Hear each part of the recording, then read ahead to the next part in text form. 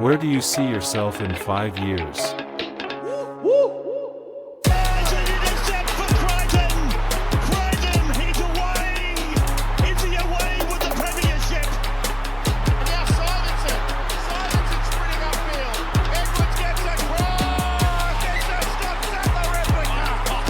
2 plays left on the set. It goes to Cleary. Nathan Clark. Wow. Cleary won it all himself. Been unseen for nearly 6 decades of one rugby league. Might never see again. The Penrith Panthers brilliance. This is history. A rich piece of rugby league history. Okay. What was that? Okay, so that was not quite what I had pictured. We're doing a second pod today. So, first episode was we recorded this morning with MG. But I'm going to try and make a habit of the rapid reaction to the game. And I was hoping to be in a good mood for this one today. But yeah, that was an odd game. Felt like a bit of an avoidable loss, but probably like the sharpen up sort of game that they might have needed. I feel like we have one of those or a few of those most seasons, and that one was up there. Probably say it was a bit of a trap game even. Heading into that one today, it was the Roosters. I think I heard the largest outsider odds for the Roosters to win a game in their history. So that says something about, I guess, what the expectations were heading into that game. And probably gave the Roosters a shot of, adrenaline. I don't know, whatever. It was a surprising outcome, but the lead into that game probably had a lot to do with that. The Roosters turned up and they looked pretty ready for that game. I thought after that early Alamotti try that we were just going to be walking over the top of them, and maybe that try was not such a good thing for Penrith, that it came so easy so early in the game that the Roosters, once they actually fought back and started giving it back to us, turned out we were in a shootout today, and mistakes kept piling up, and it did just seem like I don't even think it was a lack of effort. It was just weird game. It was like the harder they tried to pull themselves out of it, the more mistakes they'd make. It would be giving away sloppy penalties.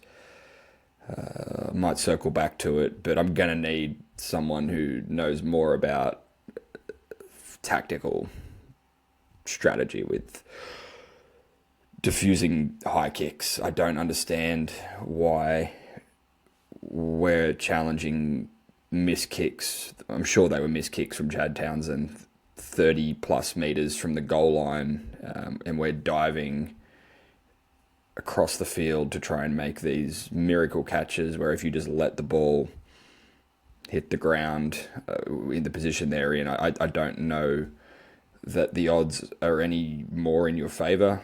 You could probably say just catch the freaking ball and it's a non-issue.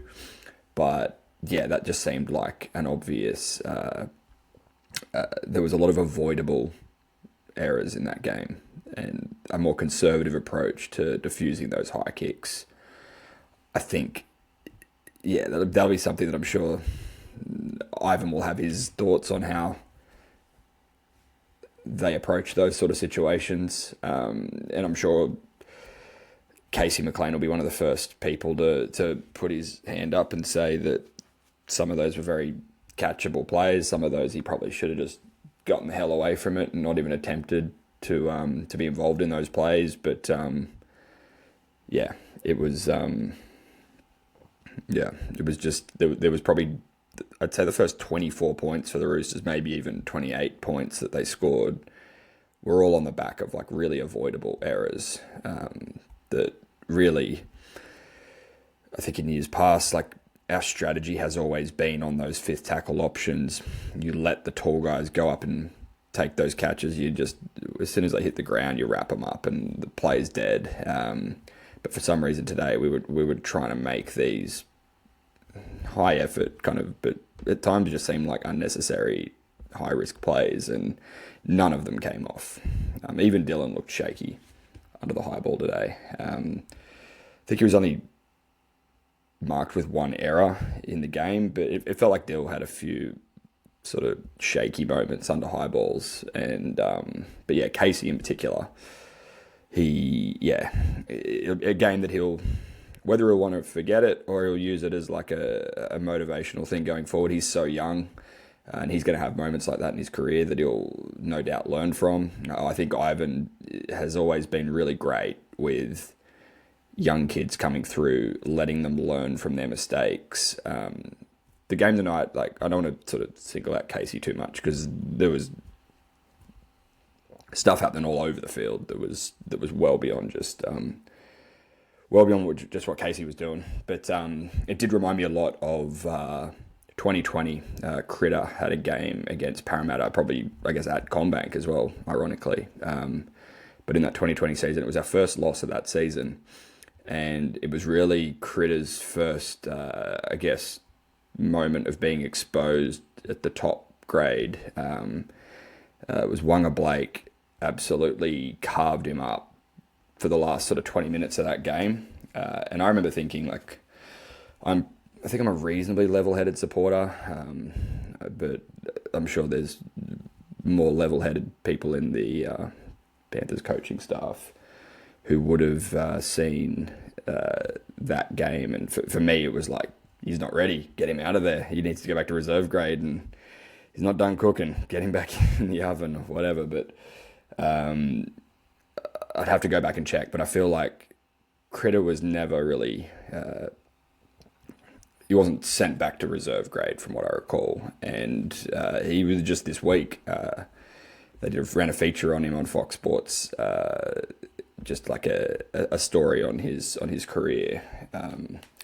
And he pointed that game out as like the turning point of his career and the thing that really, I guess, probably gave him that edge and that motivation to really make sure that something like that didn't happen again.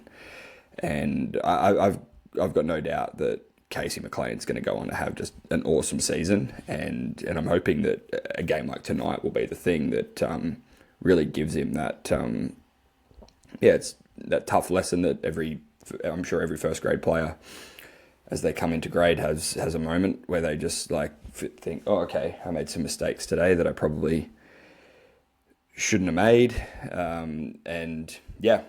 I think Ivan and his crew are so level-headed that they'll look at this very different from a lot of fans. I'm sure I haven't looked at Instagram or Facebook comments or whatever. I'm sure there's lots of people saying, get that kid out of first grade after the game he had today. And he made some mistakes. I think if you worked off that rationale, though, nearly everyone on the team made some pretty unnecessary mistakes today. A lot to do with the climate, the weather in the ground tonight. I was out there. It was gross. It was so gross. It was like, I don't know if it was 35, felt like 50 degrees in there. It was just like people were just walking in to their seats, just dripping with sweat. And they're just people sitting in the stands eating hot chips and drinking beer. So imagine the guys that have done a warm-up routine, get out there, start taking hit-ups and making tackles. Like, it was a gross night. So no doubt that would have had a lot to do with it. That's not an excuse for why they played pretty poorly. Like, both teams have to deal with the same conditions. I don't know if a drinks break was on offer, but I guess even if it was, we probably wouldn't have been the team to take that offer up, because I think for us, our group would really pride themselves on their fitness and winning that war of attrition. So both teams had to deal with the conditions, and the Roosters, just to their credit, they dealt with it much better. They looked so motivated. They were jacked from the kickoff. Like, maybe not from the kickoff. The first couple of minutes probably looked a little shaky for them, but the fact that they got up quickly and kept it rolling, got the lead, and it just became this back and forth shootout until they got those couple of tries, maybe 3 tries in a row, and the lead just started to blow out a bit. But yeah, it was a game that really it probably should have been over with 15, 20 minutes to go. I saw there was actually a lot of Penrith fans leaving with like a decent amount of time left on the clock, like 15, 20 minutes to go, which I don't get that. Like anyone that's at that game, I'm assuming has been following this team for the last 4 or 5 years at least, and I'm sure probably a lot longer than that. But this particular group, if you've been watching these guys for the last 5 years and you're leaving a game because they're down by 12, 14 points with 15 minutes to go, like, I don't know what team you think you're watching. Like, these guys are never out of a game, and that was what was so encouraging in this game tonight, was that, yeah, they didn't have it. It was not their best. It actually reminded me a lot of the Parramatta game that we played last year at CommBank, and we ended up winning that game, but it was the same. It was just a messy, ugly game, and I think the final score in that one was like freaking 36-34 or something stupid. And this game had a lot of that about it tonight. It was messy, and just as you think, okay, cool, we've leveled it back up, I'm sure we'll be able to hold them out from here and run away with it. And then they kept scoring. We kept dropping the ball. We kept giving away stupid penalties, and you just never eventuated into us actually taking the lead and running away with it. Instead, it was just a matter of back and forth, and all of a sudden it was the Roosters that ran away with it. But I think the moment I felt a bit more at ease with it was a crap game, and the result didn't go away tonight. But the moment I felt at ease with not getting too worried about this team and whether this year, like it's so early in the season, but whether this year they're a little different from years past. We were down 14 with 8 minutes to go. We get a penalty on their goal line, and the penalty actually ends up being a sim binning, so we've got a one-man advantage for the rest of the game. Nathan doesn't even hesitate, and he points to the goalpost that he wants to take the 2, which, if you're giving up on the game, like, sure, there's probably like different schools of thought on how you approach that situation, but with 7 minutes to go, Nathan is already thinking about how many possessions they have left in the game, and he knows that we need to come away with points on basically every possession. We're being handed 2 of the 14 that we need to get back into the game. We'll stop the clock. We take the 2. We've got that 7 minutes left to get the rest of the points back. The rationale there is it's smart thinking. Like, obviously, yeah, like things could have happened. The Roosters could have got back down the other end and kicked a field goal, and then you've lost all of that advantage that you'd gained. But the reality was we were going to have a one-man advantage for the rest of the game. Nate didn't even hesitate. Pointed at the goalpost, took the 2. We come back down, we score again, and we're like a couple blades of grass from Brian scoring in the corner, Nathan having a kick from the sideline, which he would have kicked that. Like, if Brian scores that try, he would have kicked it. There was a play on the set prior as well, where I think we ended up taking the 2 again, but it went out to the left edge, and Laurie put a grubber in, which it felt like there was a pretty straightforward pass to Garner that was probably on. But anyway, there were... Nathan and this group put themselves in a position to win what seemed like it was becoming a very unwinnable game. And it only just goes back to my point. If you've been watching this team for the last 5 years and you've paid money to be at the game, stay in your seats. Like, these guys aren't ever out of games, no matter what the scoreline says, like no matter what the situation is. They've dug themselves out of holes in pretty much every game that they've found themselves in one. And even if they're down 14, 16, 18 points, I don't know what the score would have to be to say that they're out of the game, but I can't recall many losses over the last 5 years where the game didn't end on like the last play of the game and there was still doubt as to who would win with a second remaining. So stick with this group. Don't get out of your seats to try and get out of there. By the way, Parramatta's car park situation is a freaking nightmare. So maybe that's fair if you just didn't want to have to wait in the car park line. But this team is like, there's special. Like Nathan, his composure, like he was gassed. He was like with 10, 15 minutes to go, he just looked like he was out puff. And all of a sudden, if we had to go another 20 minutes, he was up for it. And you could just see he had that focus. He had that look. He gets a look. He had it in that it's the Broncos grand final look. He had it again. And I was with my parents watching that at the game and looking at both of them. As soon as he took that 2 to put us down 12, I was like, he thinks we can still win this game. And then we score on the next set, basically. And I was like, I think I agree with him. I think we can win this game. And a couple of things didn't quite go our way. His sideline conversion hits the post, and just little things that didn't quite go away today. But just this team's never out of a game. They win unwinnable games. They've been doing it for 5 years. If you pay for your ticket, just stay in your seat and watch the game and clap them off the field at the end, because they deserve that. And I think in general, that was probably one of the more disappointing things for me about the game tonight. Wasn't so much the result. Obviously, the boys far from their best. The attendance was pretty bad. I think it was 12,000 was like the official number that came up on the screen, and the CommBank capacity is 30,000. You could see 20,000 empty seats in that stadium, and I know it's like an adjustment. It's not home. The game had no vibe, no feel. It didn't feel at all like a normal Panthers home game, and that's something I guess we just have to get used to. I'm not at all on board with all of this and the new state. Like I love Penrith Park. It's like it would be up there with my favourite places on earth, and I think it's a real bummer that we've lost our home ground, and it's going to get rebuilt, and I'm sure it'll be awesome and whatever. But I think it's not home. But I think if the Panthers are going to take their games to some park in the middle of nowhere, they deserve an audience. They deserve a crowd. They deserve their fans to be backing them.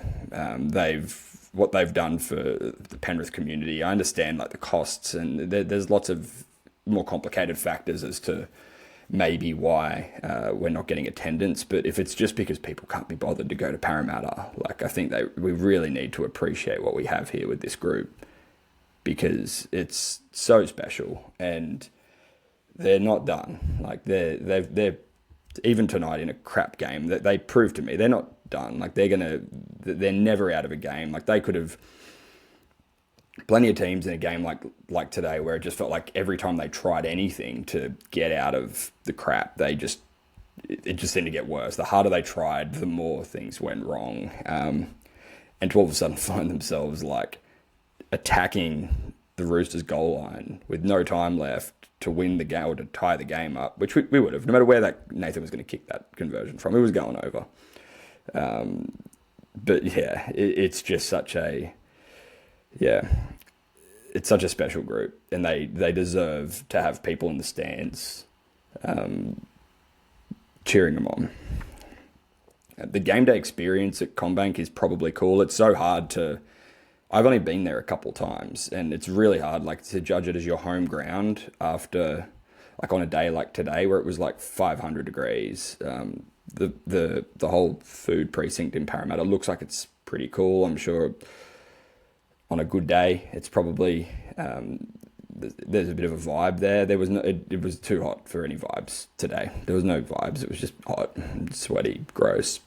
Just not what you want for your first home game of the season. But just again, it's just such a bummer. Like that Roosters on a Friday night at Penrith Park, first home game of the season. That's a Grand Slam sellout every season, and to have like a 70% empty stadium, and not a big empty stadium, like a small to medium sized stadium that's mostly empty, for what is the greatest team in the last 50 years, first home game of their season on the back of their fourth consecutive premiership. And that's what they're going to be calling home for the next 2 years. It's going to be something that I really think that the Penrith fan base does need to, we really need to get around that this is happening, and that this is still out. This is our guys. This is our team, and we need to get out to these games and make it our home ground for the next 2 years, because that was just. Yeah, there was no advantage. The Roosters fans were louder at the game. which that's never been the case at a Penrith game. Like they were like noticeably louder than us, and they might have had a bit more to cheer about, but they were louder than the Penrith fans. And the Roosters are not known for having a passionate travelling fan base either. So I can't even imagine what it's going to be like when we get like the freaking Bulldogs and obviously Parramatta. It's their home ground. Like, don't know what they're going to be like this year, but I'm sure they'll still have fans turn up to games. But yeah, when we play those like other Sydney teams who are actually probably geographically closer to CommBank Stadium, that's going to be a challenge, because we today did not feel like we had any kind of home field advantage. The stadium's weird, like the lighting's weird. I mentioned it was 50 degrees, but everything was, it's just weird. Like the lighting was, I'm sure might have had something to do with all the high kick, kind of everyone not knowing what the hell was going on, kind of wigging out every time the ball went up in the sky. It just seemed like people were just like, there's a few plays, I swear Casey didn't even locate it in the air. Like I don't even think he knew where the ball was on a few of those kicks. And you look up in the sky and you're like, oh, I can't see up there either. So maybe the lighting is something to do with it. But it's just going to take a bit of adjusting for everyone, for the fans, for the team, for all of us. It's an adjustment, but again, something that I really do think that I'm sure the club are doing everything they possibly can to promote how it's not that hard to get there, and that's not what it's about. Like it's we need to get there to support like these guys, the most like insanely accomplished team in like basically in the history of this game, and it's our team, and it's still these guys, and the state. Yeah, we've moved our home ground, but that's literally it, and it's whatever 30-45 minutes down the road from the old stadium, and we're now in this very shiny new, very different, not a suburban ground anymore, but it's just the team that we got to get around and make that place feel like our home, or it's going to be it's just not going to be a fun season. Like we've got to make that work. Some other things to talk about, like the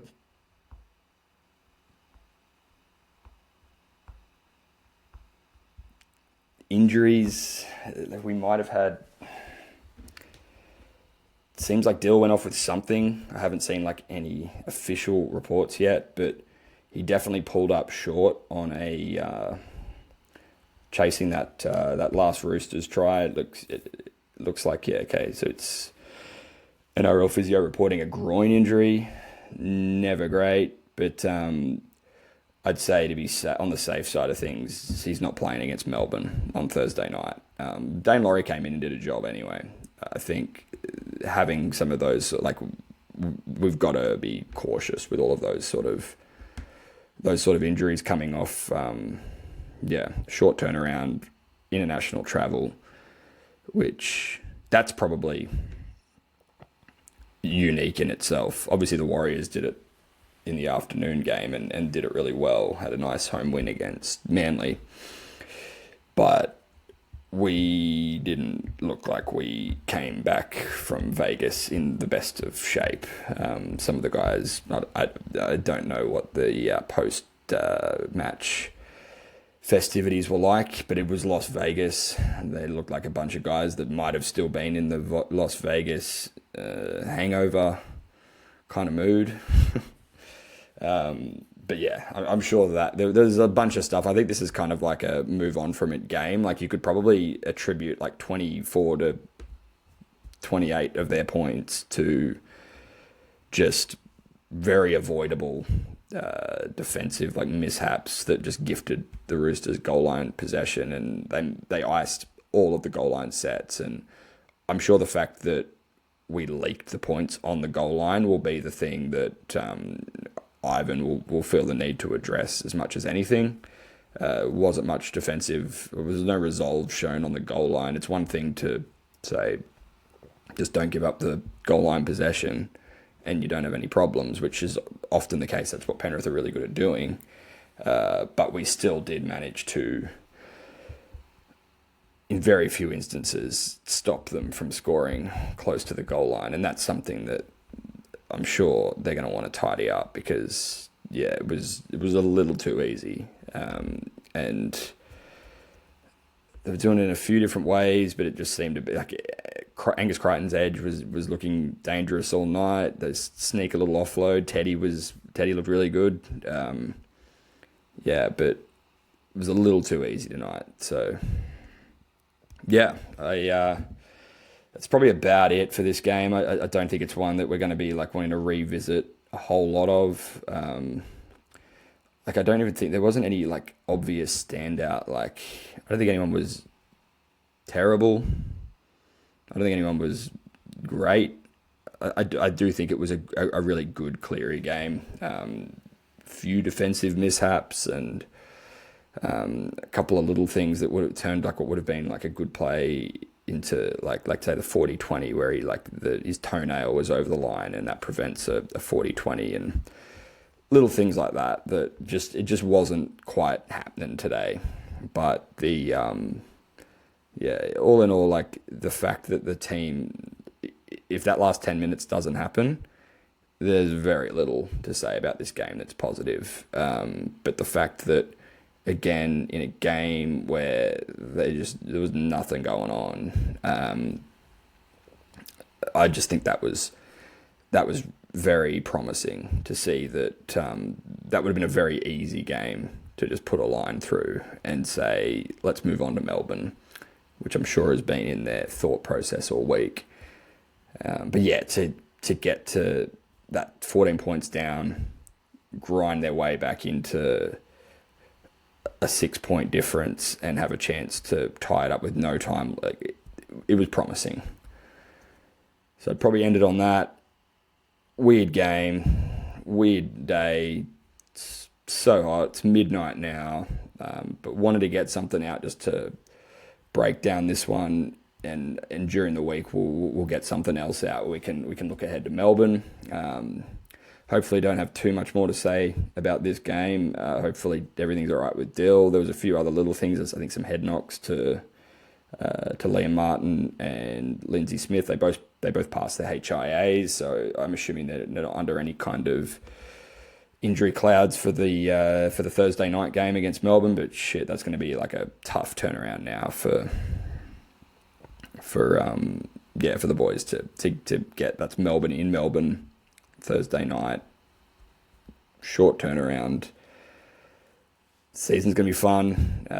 We are every team's. We are the hunted right now. And I'm sure the boys will be ready to move on from that one. And I can't wait to see what this week ahead has in store. So thanks to everyone for checking this one out. Not the most exciting game to talk about. But yeah, make sure, get your tickets for that next home game. I don't actually even know when it is. I'll be there, but get your tickets to that next home game, and let's start making CommBank Stadium feel like home.